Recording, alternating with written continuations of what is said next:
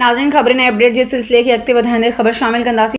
मोरो ख़बर शामिल के जी मोरो सिंध में जितासी दिलताफ़ सुमरो की रिपोर्ट मुताबिक दर्स पुलिस ऐं ॻोठाणनि मुड़सी करे फुर्थियल मोटरसाइकिल छर्राए वरिती। SSP नौशरो फिरोज़ पारां SHO दर्स रजब अली मैतलो ऐं ॻोठाणनि खे शाबाश ॾिनी वई। दर्स शहर जे कैंपस स्कूल जे हेडमास्टर उस्ताद ग़ुलाम फरीद अबड़ो पंहिंजे ॻोठ गोलो बूटो अबड़ो वञी रहियो हुयो त गोलो बूटो लिंक रोड ते हथियारनि सां फुर्जी इरादे सां बीठल 4 फोरू हथियारनि जे डाट ते उस्ताद ग़ुलाम फरीद अबड़ो खां मोटरसाइकिल फुर करे फरार थिया त उस्ताद ग़ुलाम फरीद अबड़ो दर्स पुलिस पंहिंजे ॻोठाणनि ऐं चेयरमैन कोड़ो ख़ान बहण वारनि खे मोबाइल फ़ोन ते इतला ॾिनो। इतला मिलंदे ई बर वक़्त SHO दर्स रजब अली मैतलो पुलिस मोबाइल गाॾी में पुलिस नफ़री साण करे पहुतो ऐं आसपास जे ॻोठनि जा समें ॻोठाणा बि पहुची विया जिन फोरूअ जो घेरो तंग कयो। फोरू मजबूर थी रहिसनि जे डेमन वटि फुर्थियल मोटरसाइकिल छॾे फरार थी विया। SSP नौशरो फिरोज़ सिंघार मलिक फुर जो ॿुधंदे ई मुतासिरनि वटि पहुची वियो। SHO दर्स रजब अली मैतलो ऐं ॻोठाणनि खे शाबाश ॾिनी ऐं यकीन ॾियारो त फोरुनि सां का बि रिआयत न कान थींदी।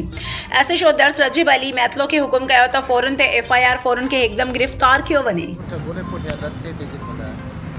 जते रोड खां लथसि त 3 फोरू मूंखे जेको आहे पर कोशिशि कई मुंहिंजी गाॾी खे बंदि करण जी, इनकार कयो जे त हिकु बि आहे उनखां पोइ भाई गाॾी फसे।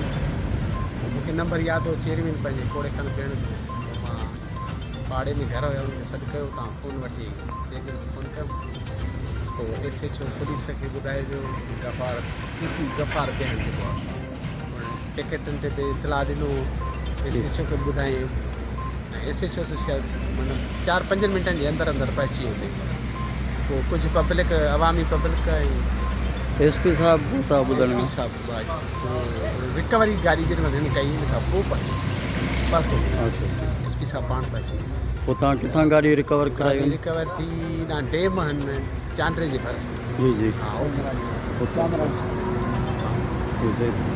तव्हां थोरो ॿुधाइजो गाॾीअ जे हवाले सां।